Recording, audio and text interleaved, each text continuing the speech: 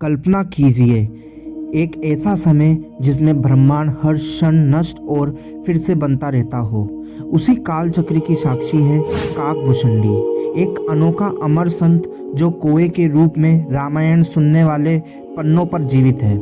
कहते हैं इसे तुलसीदास के रामचरितमानस में श्री राम का भक्त और चिरंजीवी बताया गया है, जो कुएं की शक्ल में गरुड़ को राम कथा सुनाता है। इस अमर संत के जीवन का रहस्य तो सुनकर चौंकने वाला है। उनसे सृष्टि के अनगिनत चक्रों को प्रत्यक्ष देखा है, कई युगों को पार किया है। हिंदू ग्रंथों के अनुसार काकभूषुंडी एक कुंठित ब्राह्मण ने के रूप में कालांतर में अमर संत बनते हैं। उन्हें तुलसीदास ने रामचरितमानस में वर्णित किया है, जहाँ वे राम भक्त के रूप में दर्शाए गए हैं। वहाँ वे कौवे की देह लेकर गरुड़ को रामायण सुनाते हैं और चिरंजीवी अर्थात अनश्वर जीव बताए गए हैं। यानी ये संत वर्तमान कलयुग के अंत तक जीवित रहेंगे।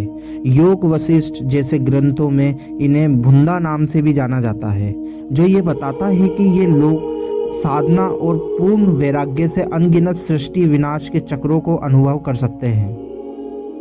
रामलला के बचपन में हुई एक घटना प्रसिद्ध है।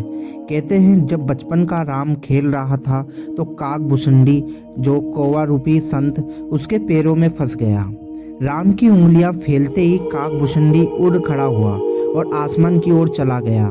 लेकिन चमत्कार हुआ, राम के मुख तक पहुँचते पहुँचते उसे महसूस हुआ कि राम उसके निकलने का मार्ग बंद किए हुए हैं। जब उसने अपने पार्श्व में देखा तो अकल्पनीय दृश्य दिखा। राम के मुख में अनगिनत ब्रह्मांड मंडरा रहे थे। वहाँ लाखों करोड़ों सूर्य, चंद्र और दुनिया थी। हर ब्रह्मांड में उसका स्वयं का रूप दिख रहा था। इस अद्भुत दृष्टि के बाद वह पुनः वहीं लौट आया जहाँ से गया था। इस अनुभव ने उसे चकित कर दिया और उन्हें राम की महिमा का पूर्ण एहसास हुआ। इसी कथा में छिपी है काल चक्र की सीख। हिंदू मान्यता अनुसार समय चक्रीय है। पुराणों में सृष्टि रचना, पालन और संहार के अनंत चक्रों का वर्णन है। एक युग कल्प खत्म होते ही अगला आरंभ हो जाता है। काकभूषुंडी ने न केवल रामायण की घटनाएं बल्कि समस्त सृष्टि के उत्पाद, निष्क्रिया चक्र अनगिनत बार देखे। ये सब अनुभव उनके योग और आत्मज्ञान की उपज थे, जिससे वे अनगिनत ब्रह्मांडों का भी साक्षी बन गए। विज्ञान में मल्टीवर्स वे सिद्धांत है जिसमें माना जाता है कि हमारा ब्रह्मांड अकेला नहीं है। दरअसल विज्ञान कहता है कि मल्टीवर्स अर्थात बहु ब्रह्मांड एक ऐसा समूह है जिसमें अनेकों ब्रह्मांड शामिल है, यानी हमारे जैसे, लेकिन परिस्थितियां और भौतिक नियम भिन्न हो सकते हैं। हम में से कुछ इसका उदाहरण लेते हैं। सोचिए, हर निर्णय पर हमारा ब्रह्मांड एक नई दिशा ले सकता है। वैज्ञानिक शोध के अनुसार हमारा ब्रह्मांड कई ब्रह्मांडों में से एक हो सकता है और ये समानांतर ब्रह्मांड एक साथ मौजूद हो सकते हैं। मल्टीवर्स समस्त ब्रह्मांडों का वे संभावित समूह है जिसमें समय, स्थान, पदार्थ, ऊर्जा एवं नियम सभी शामिल होते हैं। सरल शब्दों में ये विचार है कि हर क्या होता अगर की कहानी किसी न किसी ब्रह्मांड में सच हो सकती है। अब ध्यान दीजिए कि काकभूषुंडी की कथा और आधुनिक मल्टीवर्स सिद्धांत कितना मेल खाते हैं। जैसे काकभूषुंडी ने रामलला के मुखमंडल में अनेकों ब्रह्मांड देखे, वैसे ही आज वैज्ञानिक कहते हैं कि हमारा ब्रह्मांड भी कई आकाशगंगाओं वाले अनेकों ब्रह्मांडों का हिस्सा हो सकता है।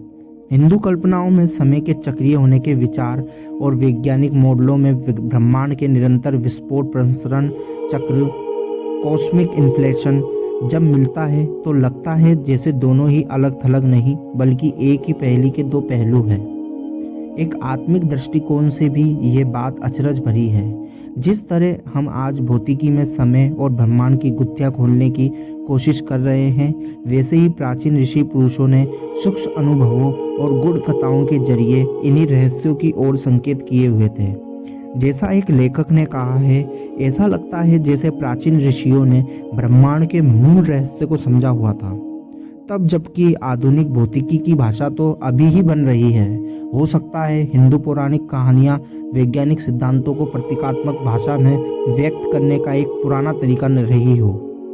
अब आप सोचिए, क्या ये महाकाव्य कथाएं महज कल्पना भर है या इनमें विज्ञान की झलक भी है?